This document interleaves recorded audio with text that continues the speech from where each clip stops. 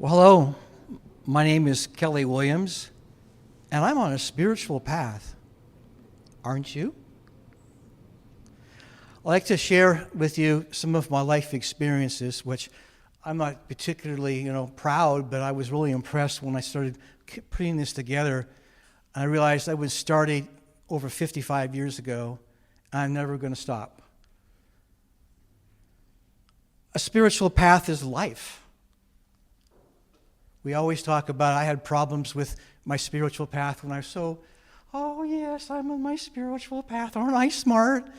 And I had to stop a couple of times and start doing this stuff because I caught myself going, oh God, not this again. It plagued me. Hubris was the term I would have. You think you know it all, and you realize eventually you don't know anything because we only experience about 4% of the reality. Aren't we curious about the other 96%? I sure am. So I hope to share some stuff.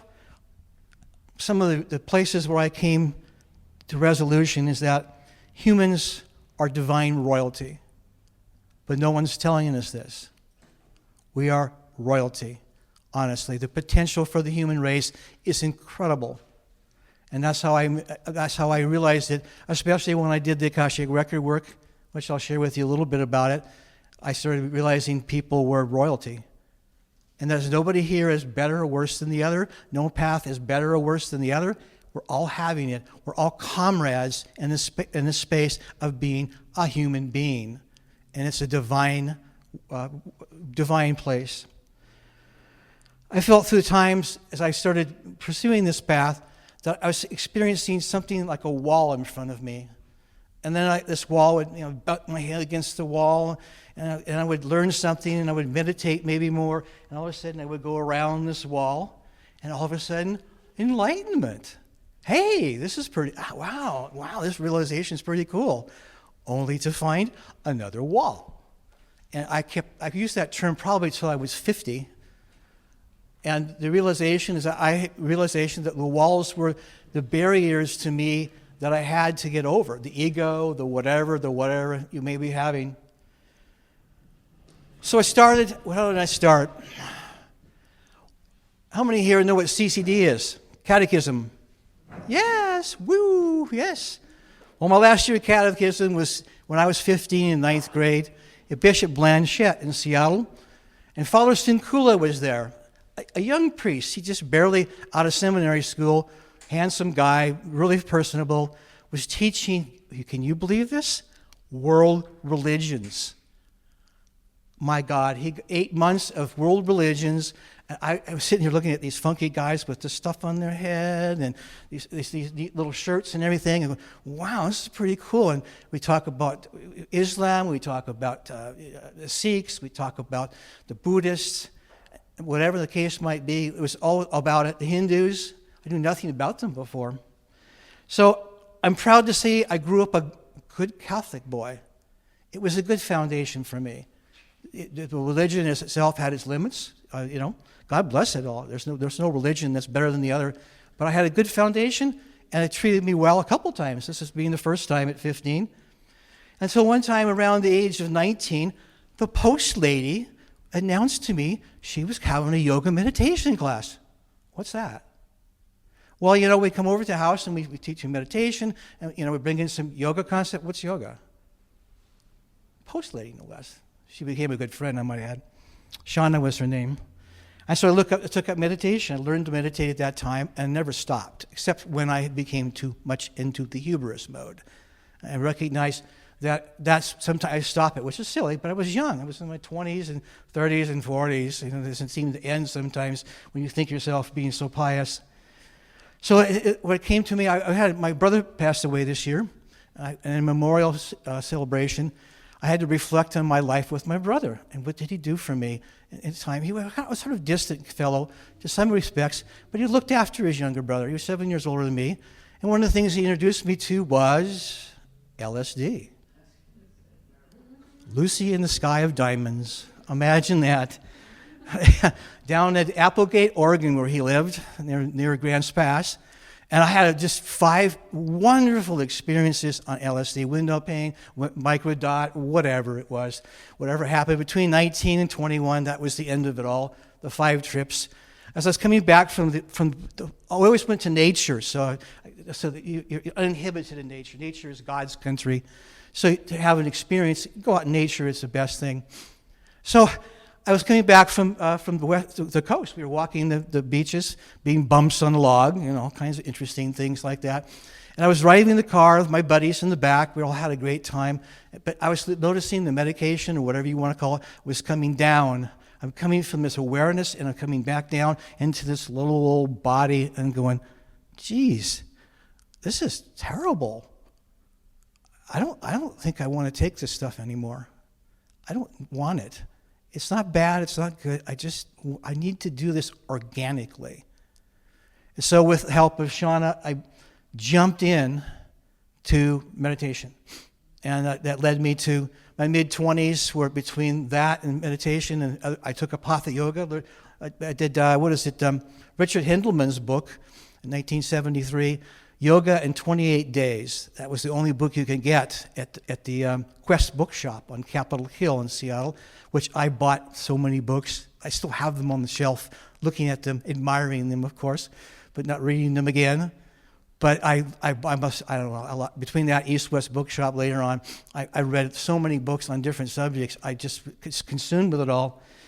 But then I had also had a counselor in my mid-30s, named Dr. Michael Gladich. And he would counsel me for 3 years. Every once or twice a month I'd visit with him, talk about subjects, go off in different tangents. Dr. Gladich was a former Catholic, Spitfire pilot for the British, almost got killed by the Nazis. And he's Polish, Catholic, a master yogi. I mean, that story itself would amaze you, how he was run down in Great Britain by a monk who had to teach one more person before he could ascend. Imagine that. Interesting concept there. So I don't know, about the 6th tangent of our conversation, he said, Kelly, have you ever thought of, for karma yoga, or action yoga, service yoga, you ever thought of returning to the Catholic Church? Oh, that makes complete sense. This was on Wednesday. Thursday, I'm calling it, where's the church? I'm a realtor. I don't even know where the Catholic Church is in Lynnwood, Washington. I had to look at, that's right, it's way over there. I don't go by there very often. Kind of embarrassed, I should know where it is. And so I call him up, I want to join your church. Well, you can't, you need to come and talk with Reverend Ringley, okay? And this is Thursday. Tuesday night at 7 o'clock, you can visit with him. Book me.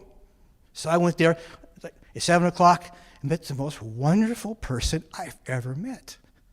Truly walked the talk of Christianity. It was amazing. We were laughing and hooting and hollering, and he took me under his wing, and he was my mentor for 6 years. We started spiritual reflection groups. We promoted the Cursillo group, which is the Spanish tradition of spirituality. My kids went to the school. My wife went there to be the accountant for the school, and I was practicing karma yoga. Never spoke the word of yoga to him ever in the 7 years that I knew him. I would just go home and do it. But rectory on Saturday, we'd talk about the faith. I became parish council president in 1998. Pretty good parish, too. It was really responsible. And then all of a sudden, he left, and my mentor left, and I just sort of gradually moved away. And what I wound up doing, at that point, I had one of the books I picked up at Quest Bookstore was the book called Autobiography of a Yogi by Paramahansa Yogananda. Mukunda Ghosh was his name, born and raised in Calcutta. And I read the book, and I was uninspired by the whole thing. I was in Europe with my girlfriend, touring Europe, and I just sort of put it down. It was kind of cool. And then I ended up reading several more books of him and read them and reread them, because what he was teaching was Christianity. Not Hinduism, but Christianity. And his slant on it gave me clarity to the idea of the Christian faith. Later on, I ran across the church of Ananda of self-realization in Seattle, just by accident, fluke. I just wrong place at the right time, and what's that? That's a picture of what's this game again? I could never pronounce his name because I was just reading it. And so I joined this church. I was part of a devotional yogi for 15 years. Toured India with them, following the footsteps of Yogananda, Calcutta, Delhi, Pune, different places where he'd haunted, to enjoy his adventure. And it is what it was a venture for me. So that adventure took me to meet a person, my beloved wife, Mona. I met her in the money magnetism class. I was a financial advisor at that time, and she was sitting next to me, and we had 3 classes. She knew the 2 teachers. I just knew them too because I was more part of the church. I was sitting next to her when Warner Wong was one of the teachers, said something that says, "I have to leave my marriage." She was right next to me. Weird. Synchronicities all over. And she moved to Florida and all that kind of stuff. And I talked to her. She became my client. And she moved to Florida, and we talked, we get familiar. And I said, "I have a problem. One of my daughters is suicidal. Nothing worked. She's 21, the second time she'd been institutionalized for it. And I was heart-stroke. I was going to lose my daughter. It's tough." So this client of mine in Florida suggested me talking to a psychic. I mean, really? A psychic? Oh, God. Kind of desperate, at the time. So I reluctantly called this person up named Rose in Sedona, and I talked to her. She changed my life, thoroughly changed my life. And she said all sorts of interesting things. And so I won't tell you the story of that one so much, other than I was between marriages, and he said, well, your next wife. I'm going, I don't want anything to do with the woman. God bless the women. I've been married for 27 years and stuck with 10 years of a bad marriage. I didn't really want another woman right now. I was gun shy. What am I going to do? I'm going to attract something similar, God bless my deceased ex-wife, but that's what you have when you have someone who has mental illness. And I didn't realize that she was actually the referring person was Mona. But she told me about 10 years later when I was going to close down my financial planning practice, at the end of the reading, she says, "Kelly, do you realize that you read the Akashic record?" I'm going, "Akashic what?" This was like 12 years ago. What's that? I wrote it down, and sure enough, pick up a couple books, and my journey, which Mona joined me in, Guatemala, Bali, learning to read the Akashic records, 2-week workshops, and also reading for other people, and also tutored and teaching it all. And it changed my life because it gave me a tool to deal with my karma that was blocking me from not going around the walls that I made reference to. It was a marvelous experience with him. Inersto Ortiz was the author of the Akashic record. And I spent time with him in India, which I'll talk about in a few moments as well, differently. And so that was my introduction to the Akashic record. Mona and I were in Hawaii, and on the beaches, and I was reading the Akashic record book and learning how to read my records, and I didn't know what I was doing, All this stuff comes out to me. I've been explained why I got these downloads. I was just talking about those. What was it? I had downloads all my life. I didn't understand. I understood things that I had no business understanding. It's just kind of, in conversation somewhere with somebody at a party, they'd be talking about some engineering concepts and tell me about it all, and I was exchanging dialogue with them as if I knew something. I know nothing about engineering, nor do I care to, actually, And so it was very interesting. So I had another couple of experiences. Anybody here heard the term Shaktipat? Nobody? I just learned about it about 4 years ago from another psychic friend of mine who was talking about Shaktipat as I was describing a couple of experiences that I had. I told you I was joining Ananda, and they have a center in Nevada City, California, called Ananda Village, and they have a retreat center, Expanding Light.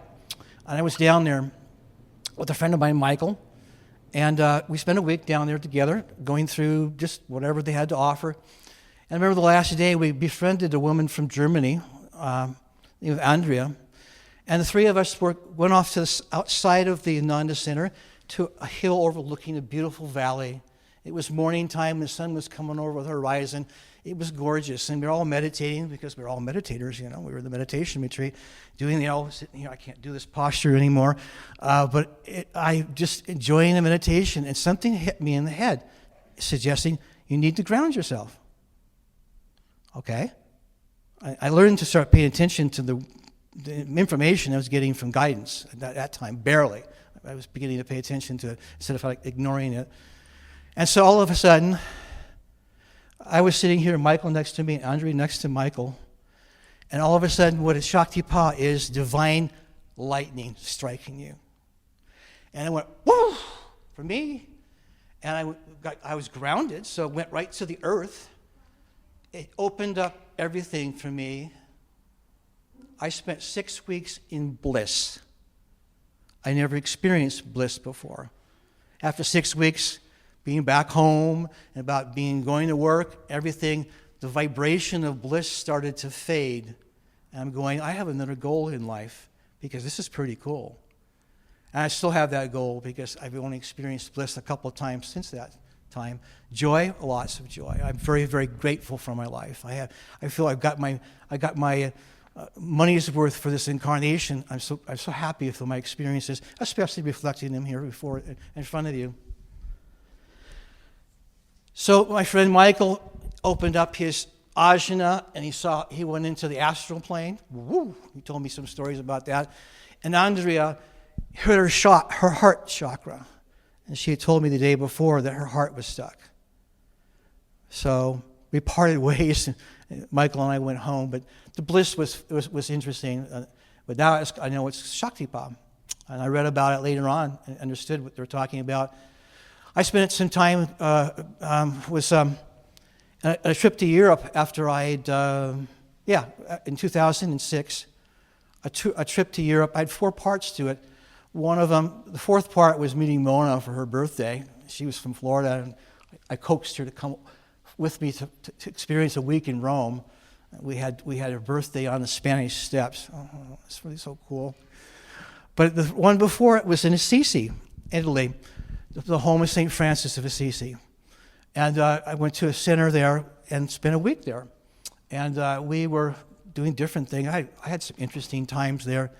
But one time we went to the monastery of St. Francis, and you had to kind of duck down because they're so short back in the 13th century. And I was meditating there, and all of a sudden there was the second experience of bliss. Just, I don't say it was Shaktipat, probably was, but they had to help me out of the place. And they packed me into the car. Are you all right, Kelly? Are you all right, Kelly? I'm just fine. Just fine. And so we moved up to the top of the hill and had a picnic up there, and I laid down for about 30 minutes before I sort of be able to get my senses back to the three-dimensional space. But that was an interesting experience. But I also got the realization that St. Francis was important to me. I saw Jesus through St. Francis. I'm a Catholic wanting to feel Jesus. Where is Jesus? It's in my heart.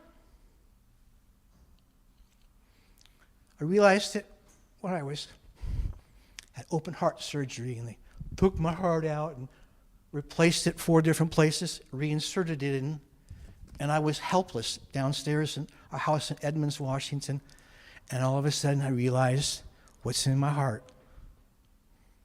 Amazing. The best thing that ever happened to me, and it's hell on wheels. There's no way you can describe what it is to recover from open heart surgery. It takes a full year before you really get your strength back, and whatever the case might be. But it was something that you experience, and that was a blessing to me. Even though it's a terrible experience, it's a blessing to me. So I had many retreats, many of them with Mona. I had 2 of them in particular that I like to share with you. I've been Europe, Asia, South America on spiritual retreats. But the two I had best for me was I took Ananda, had a following the footsteps of Jesus in Israel. So I went to Israel with 35 yogis who are meditative. We went to the old haunts of Jesus. And one of them we went to was the archaeology site of Capernaum on the Sea of Galilee in the northern part of Israel. And meditating in the Capernaum, the energy of the place, which had been 2,000 years before. He taught 3 years there, Jesus. We felt the presence of that energy, that divine energy, that master himself. I felt the energy into it at other places. It was so incredible experience that we had for the 10 days we were in Israel. I can't describe it any more in detail than it was just divine. It was really, really cool. The most inspiring time I had I did in 2018, just before my heart attack. And I was in with Ernesto Ortiz, who, again, was my Akashic record teacher, but he just wanted to go on a trip to India. I was there for a month. First 2 weeks, we were at the Festival of Colors in Vrindavan, which is where Krishna was born. And we experienced all the festivals in the small villages around Mathura and Vrindavan, and learned, it was so beautiful. The Indian people are just incredibly beautiful people in so many ways. Their festivals, it was a festival of colors, so all of a sudden there'd be an old man sitting around there smiling and throw colors at you, just having a good time. It was just remarkable. The people, they invited us in for tea. We had dinner with people in different villages. They saw we were foreigners. I went with a group of about six of us, most from Europe, but Ernesto and I were from the United States. It was a wonderful experience. But the second experience was 2 weeks in Rishikesh, which is in northern part of India. And we stayed in an ashram, and I wore whites, and we hung with sadhus and Hindu priests. Went to caves, meditating. We had interesting stories. One renunciate sadhu invited us into his place, his little hut, of tarps and blankets, and kind of like an igloo situation. And he would have us for tea, not for tea, but chai. And he would teach us. He obviously spoke English very well. He was a middle class renunciate, 12 years away from that world. Middle class didn't exist much in India until very recently. And he little satsang with him, whatever. The second time we went in, we were talking and stuff, and we're listening, and someone was handing me something over here that was smoking. It was cannabis. I hadn't done cannabis in many, many years. What's that all about? I didn't really like it, to be honest with you, at that time. But I participated in it all. And there was a time that we get up in the morning, and the sadhus knew Ernesto. Ernesto was an extrovert, like on steroids. And there was a guy who was about 6'2", 6'3", 70-year-old sadhu, dressed in whites, doing a plank pose on a fence. And Ernesto, look at me. He spent 2 minutes. You know what a plank pose is? Okay, he's doing a plank pose. Just laughing. They all laugh all the time. It's funny what people get to all. And it was remarkable when one time we went way up in the wood, in the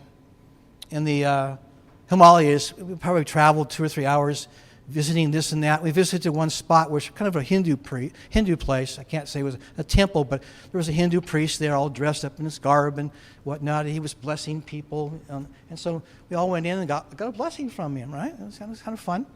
A blessing from him, but he was a self-proclaimed mute. He could talk, but his vow was not to speak the language. But he had a chalkboard. He wrote very well. He mastered English, obviously. And so he's writing stuff here and there afterwards, because his tour of whatever his tour of what he was doing was over with. So he wanted to talk to us, and he was writing on a chalkboard and everything like that. And we were asking questions, and he was really curious and everything else. And finally he wrote down, "Do you like rap music?" And we all, of course, I don't know if we liked it or not, but of course we like rap music. We put on rap music. We were dancing with rap music for a whole bunch of times, just giggling and everything like little kids. It's so fun to watch these people who have higher awareness, apparently. There's so much in the childlike, which is what I want to do when I grow up, is to remain a child. Just as Jesus talked about, see the world through a child's eyes, I just wonder, because I'm in love with Gaia, the spiritual path, in love with Gaia, because Gaia is our best teacher if we bother to listen to her. And she is so blessed with the energies that we appreciate. So that was my past experience at the time. I also heard the best sitar tabla players in all of India. The ashram was famous. 1,000 people could live in the ashram. It wasn't much of an ashram, but it's only $20 a night, you know. And, you know, a shower was hot. And the beds were firm. That was all it needed to be in the room. And it was a wonderful, wonderful experience to be immersed in the culture of this, and in a time where you just absorb the energy from the soil, Gaia, in India. The soil is just full of energy. It's unbelievable. So I like to leave you with something. I always look for higher spiritual teachings. And that's why I left the church. I left the yoga. I was looking for higher teachings. If you can imagine, that it's not hubris. It's just a matter of I was getting what was being taught, I suppose. I don't really know. But I gradually just faded out and went on to some other path. And I found some works that I really am looking for the rest of my life to practice. It was a part of the Wingmaker material. No one's probably heard of the Wingmakers, but I heard they have books and writings. James Maher channels the work, and I picked up on the Wingmaker material and read it intensively for the last 10 years, understanding very little of it. Next time, a little bit more, just like the Bible I didn't understand, or the yoga ideas. All come to you more and more. You read, you understand it all. But they have one thing I want to leave you with. It's the 6 heart virtues. We experience our spirituality through our heart. And these virtues go in depth. I can't go in depth with such a short presentation, but it goes deep into these things, trying to sand off the rough edges of one's life to really understand the humankind the best you can. The heart virtues are appreciation, which I learned as I expressed to you my appreciation for my path, my life. It's amazing. I'm just so glad. I'm so happy for it all. Compassion. I'm still in need of a bit more. I'm working on it. The compassion goes deep. The ideas of it is very, very deep and subtle. And the subtleties are what I think I want to get at this particular time. Forgiveness. That's a toughie. But you know, when you hold a grudge with somebody, who's in the penalty box? We are. To forgive is to release stuff out of the energy. Forgiveness is so important for ourselves as people to understand that is a relief for ourselves, because everybody has a spiritual path. And that path is no better than the other paths. And these people need to go down the tunnel of being whatever you want to call it. Whether it's a bad spouse, bad kid, they're just living out their karma, living out their presentation. So forgiveness should be easy to come because we're all part of the same grouping. Humility. I think I'm getting close. Hubris is part of the humility aspect of it all. I really believe the appreciation, I think what gave me the appreciation of humility was when I get the chance to open an Akashic record of someone, which is a soul connection. We always go into the soul, not the soul, heart connection, to reach the soul. And I look at the magnificence of the people that I have the privilege and honor to serve. That's where I come up to realize that we're just royalty. We're all royalty at the heart level. We may be that gruff old man who's out there cursing at whatever, but inside you never know. There could be some gold in there. You just don't know what life's adventure presents for challenges for the people. And forgiveness Appreciation is important. Understanding. A person's having an experience. Understand that that's the experience they need to have. And you have to give them space for it all. And lastly, valor, courage. One thing I think I mentioned yesterday at the fair, it's important that we have valor is courage. And it's taken me a lot of courage to come up here.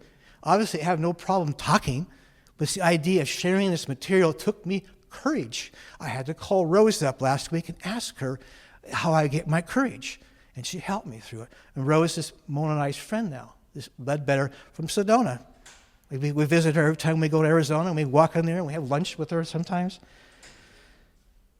The question we should ask ourselves is, how do we collectively raise the vibration of consciousness on this planet? It's our duty to raise our own consciousness. You always add to it. You don't know how important you are personally to the collective. And God bless you for trying to raise your vibration however you may. So we can embrace our royalty.